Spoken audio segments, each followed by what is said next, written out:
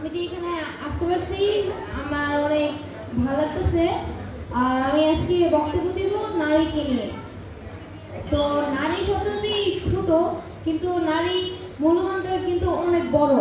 নারী মা, নানি, তারপরে আরো মামি, আরো অনেক সব কিছু। আর নারী কিন্তু আমাদের মানে মা যে নারী, তো এই নারী কিন্তু আমাদেরকে ভাষা শিখাইছে, আর কিভাবে কথা বলতে হবে, কিভাবে বড়দের সাথে আপনাদের কথা বলতে হবে শিখাইছে। আর আমি এখানে আসা অনেক খুশি লাগতেছে, আর এই স্টেজে যে আমি উঠছি আর আমার অনেক ভালো লাগতেছে। তো এটাই আমার বলা ছিল। আর নারী যে এমন একটা জিনিস যেটা ছেলেদের থেকেও বেশি মূল্যবান, এটা আমি বললাম। ধন্যবাদ আয়ানকে।